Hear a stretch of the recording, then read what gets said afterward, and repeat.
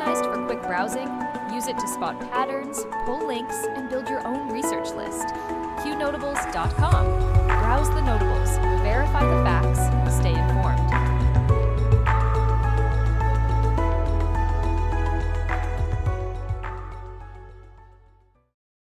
All reports can be found on Q Research or Qnotables.com. Notables do not equal endorsements. We are researchers who deal in open source information, reasoned argument, and dank memes. We do battle in the sphere of ideas and ideas only. We neither need nor condone the use of force in our work here. From the Q Research Board's May 18, 2026, good morning and welcome to Qnotables 4AM Talking Points Live. We begin with the top story. Iran is back at the center of the board. President Trump says Iran's clock is ticking and warned Tehran that if it does not move fast, there won't be anything left of them. That message comes as nuclear pressure, military movement, drone threats, and regional instability all stack up at once. The United States has reportedly issued 5 peace ultimatums to Iran involving uranium transfer and nuclear limits, putting Tehran at a direct decision point. The U.S. Air Force airbridge into the Middle East is also showing no sign of slowing. Heavy movement of American transport and support aircraft into the region means equipment, supplies, personnel, and readiness are being pushed forward. This is not idle movement. This is preparation. At the same time, a drone attack near the United Arab Emirates' Baraka nuclear plant sent a strategic warning across the region. Even without a radiation release, a strike near a nuclear site raises the stakes. Iran, its proxies, nuclear infrastructure, U.S. aircraft movement, and presidential ultimatums are now part of the same pressure picture. The drone threat is becoming one of the defining national security problems of this era. Ukraine, Russia, Iran, linked groups, and other actors have shown that drones can hit military bases, energy sites, cities, public events, and even areas near nuclear infrastructure. Cheap drones can create expensive crises. That changes the way governments must defend airspace, power grids, dams, ships, airports, and public gatherings. An underwater bomb found at an Alabama dam adds another layer to the same story. Dams are critical infrastructure. They control water, power, flooding, and public safety. A threat at a dam is not just a local police matter, it is a homeland security issue. The message is clear. America's infrastructure needs serious protection against both old threats and new technology. Now to domestic politics. In Louisiana, Senator Bill Cassidy has lost the Republican primary after President Trump targeted him over his impeachment vote. Julia Letlow and John Fleming advanced, and Trump celebrated Letlow's victory as a major political win. Cassidy's loss sends a message to Republicans who broke with Trump and expected time to erase it. Republican voters have not forgotten. In Kentucky, Trump is escalating his attacks on Rep. Thomas Massie and backing Ed Galrain. Trump called Massie weak and unreliable while Massie pushed back. This race is now about more than one congressional seat. It is about discipline inside the Republican Party. Trump is also putting pressure on Lauren Boebert and Massie as the GOP discipline battle grows. The message is simple: line up behind the agenda or face primary heat. Republicans are also revising White House ballroom and security funding after a meeting with the Senate parliamentarian. The original proposal hit a procedural roadblock over whether the funding could be included in a fast-track bill. Republicans still want security upgrades around the White House, but now they have to find a path that survives Senate rules. The fight is not over. It has moved into the rewrite stage. D.C. Mayor Muriel Bowser is again discussing Washington, D.C. becoming the 51st state and gaining 2 Senate seats.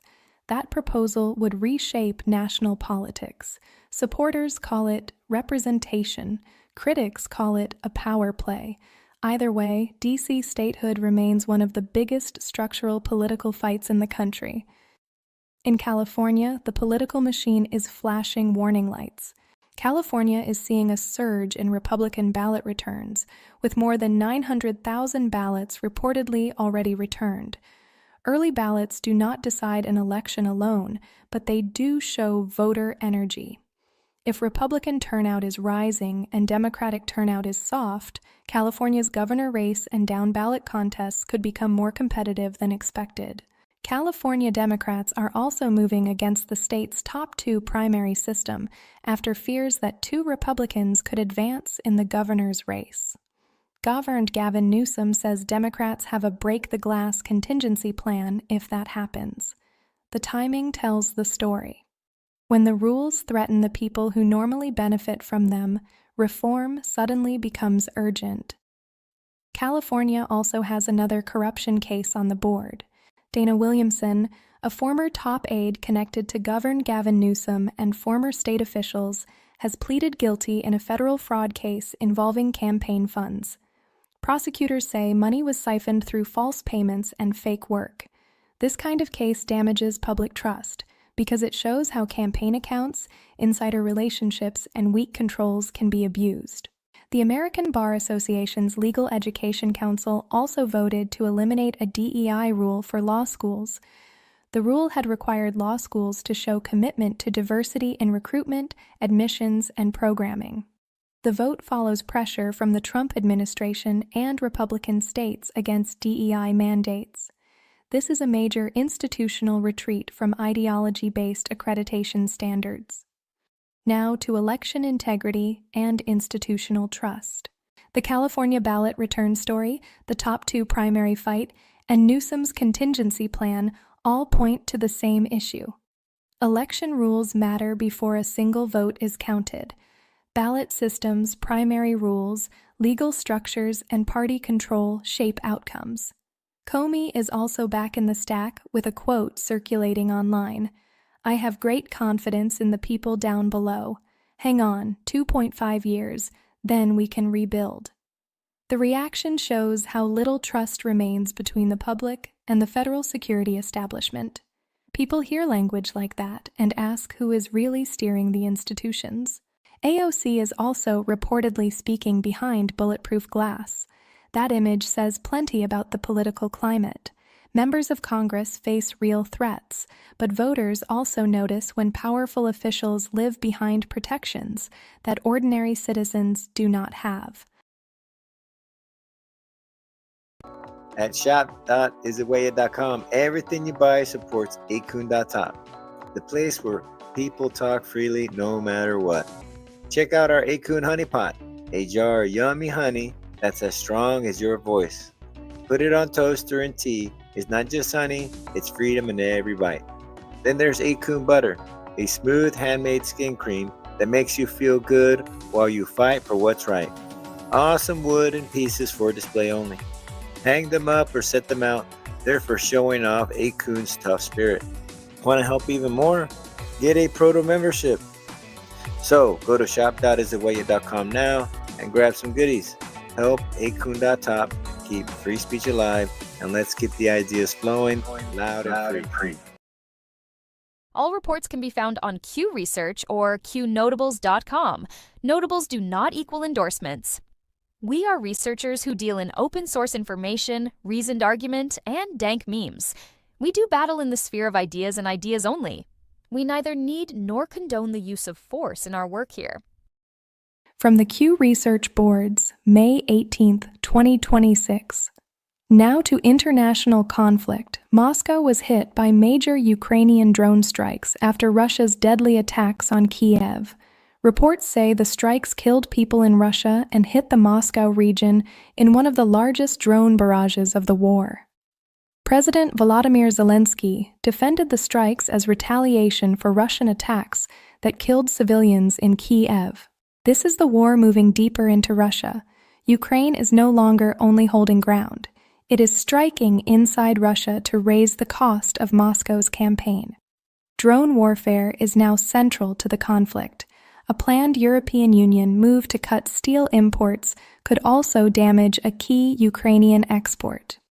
Europe says it supports Ukraine, but trade rules may undercut one of Kiev's major economic lifelines. If Ukraine is expected to fight, it also needs markets, revenue, and industrial survival. China and trade are also back at the center of the board. President Trump is touting historic China deals as wins for American workers and farmers. The White House says China has agreed to major purchases of U.S. agricultural products and expanded trade access. China has also agreed to purchase at least $17 billion in U.S. agricultural products annually through 2028. U.S. Trade Representative Jamieson Greer is discussing the status of U.S.-China trade after the Trump-Xi summit. The two sides are working through tariffs, market access, agricultural purchases, investment channels, and non-tariff barriers. Trade with China is not about handshake headlines. It is about enforceable terms, purchases that arrive, and consequences when Beijing fails to comply. The trade map is broader than China. Washington Secretary of State Steve Hobbs is leading an 11-day trade mission to Japan focused on business ties, aerospace, advanced manufacturing, and investment. Japan is a major foreign investor in the United States, and Washington State has deep economic links with Japanese companies. Greece's energy minister praised Trump's energy diplomacy, describing it as a trademark move with allies and adversaries alike. Energy is leverage. Oil, gas, shipping routes, pipelines, and sanctions all shape foreign policy. Mercedes-Benz says it is willing to enter the military production sector if the business case makes sense. That is a serious signal from one of Germany's best-known automakers. Civilian industry is moving closer to defense readiness as Europe faces rising pressure. Afghanistan is back in the human rights spotlight. The Taliban has issued a new family law decree that formally recognizes child marriage in certain cases and includes special rules involving so-called consent for virgin girls. This is a brutal story. Girls in Afghanistan are being pushed further under Taliban control, with courts and male guardians holding power over their futures. The regime is not moderating. It is hardening. Sweden's prime minister also acknowledged the 80,000-plus Indian diaspora and its contribution to Sweden's economy. That statement reflects a broader shift in Europe, where skilled migration, business ties, technology, and demographic change are reshaping national economies. Now to crime and public safety. Austin, Texas went under shelter-in-place alerts after a string of random shootings across multiple locations. Reports say 4 people were injured and suspects were taken into custody after shootings at homes, apartment buildings, and fire stations. A mobile shooting spree creates fear across an entire city. Police moved quickly, but the event shows how fast public order can break down when armed attackers move from place to place. In Italy, Salim El-Khudri drove into pedestrians in Modena, injuring multiple people, several seriously. Italian authorities say the car ramming was not terrorism and pointed instead to psychiatric distress. Bystanders chased and tackled the driver before police detained him. The motive finding matters legally, but the victims remain the center of the story. The cartel and Epstein stories both point to networks. Mexican Senator Enrique Insunza Cazares has been linked in reports to a Sinaloa cartel-related U.S. case. The broader issue is cartel penetration of politics. When cartel networks reach government officials, the problem is no longer just smuggling or street violence. It becomes corruption inside state power. French prosecutors say around 10 new suspected Epstein victims have come forward as part of the investigation into Jeffrey Epstein's network in France. Epstein is dead, but the network question is still alive. Who helped him, who looked away, and how many victims were never heard? Former DHS advisor Charles Marino is warning about terror threats facing the United States. The country is dealing with ISIS-linked plots, cartel violence, drone threats, cyber vulnerabilities, and hostile foreign networks. Homeland security is no longer one single threat lane. Terrorism, border security, cyber systems, and critical infrastructure now overlap. The Supreme Court also ruled that a trucking broker can be held responsible for using dangerous haulers. If brokers choose unsafe carriers, they may face consequences when those decisions lead to injuries on American roads. That ruling opens the door to more accountability in the freight industry. Every voice matters. The power of free speech is more important than ever. Imagine a place where you can share your thoughts freely, explore new ideas, and engage in meaningful conversations anonymously. With online anonymity, you can express yourself without fear of judgment. It's about freedom, creativity, and connection. Join the conversation that matters. Embrace your voice. Celebrate your freedom. Visit 8kun.top today.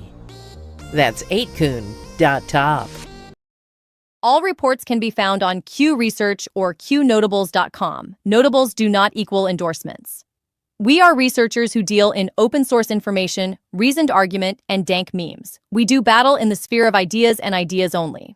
We neither need nor condone the use of force in our work here. From the Q Research Boards, May 18, 2026. Now to tech, health, and biosecurity. The Bill and Melinda Gates Foundation has funded research involving ticks, including a grant aimed at developing self-limiting cattle ticks for agricultural control. The project centers on tropical cattle ticks and livestock disease. The public concern comes from the overlap of insects, biotechnology, disease vectors, and private global money. People want clear answers when powerful foundations fund work involving organisms that can spread disease. The Gates Foundation has also sold its entire remaining Microsoft stake, unloading its final 7.7 million shares. That ends a long financial link between the foundation and Microsoft stock. It is a major financial shift from one of the world's most watched philanthropic entities. Biosecurity concerns continue with posts about Ebola on a plane, Hanta on a ship, and tick range expansion. The larger issue is how dangerous biological materials, pathogens, animals, insects, cargo, ships, and travel can move risk across borders. The public has basic questions. Who approves transport, what safety protocols apply, and what happens when something goes wrong. A WHO global health emergency item also appeared in the stack.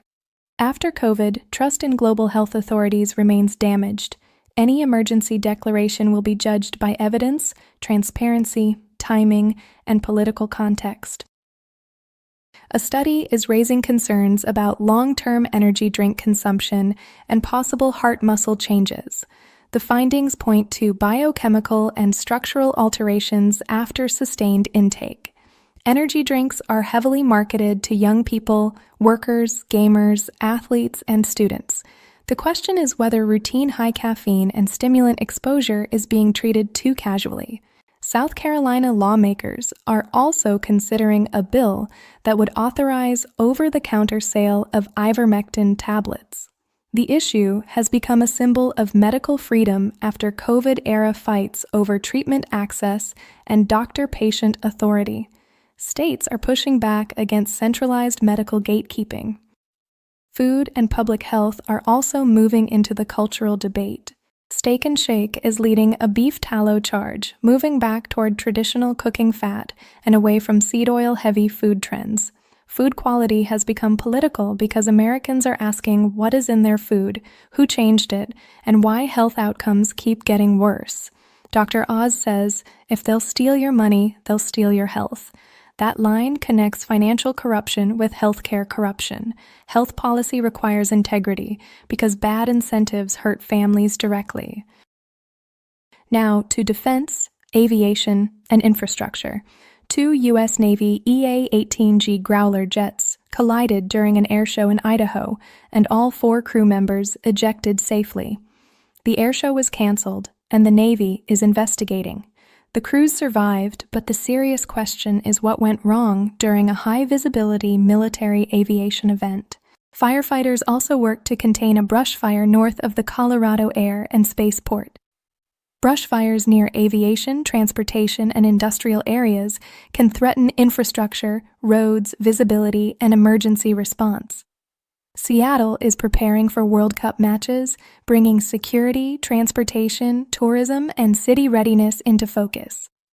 Big events reveal whether a city can handle pressure or whether existing problems spill into the spotlight. Now to the culture front. A transgender high school track athlete in California, A.B. Hernandez, sparked a podium controversy after sweeping the high jump, long jump, and triple jump at the California finals. A rule allowed girls finishing behind a transgender athlete to receive adjusted placement. The issue is fairness in female athletics, and it is not going away. Julian Assange's quote is also back in circulation, saying the goal of America's wars was to be endless, not successful. That line still resonates after decades of conflict, failed nation building, and massive overseas spending. Americans are still asking whether wars are being fought to win or manage to continue.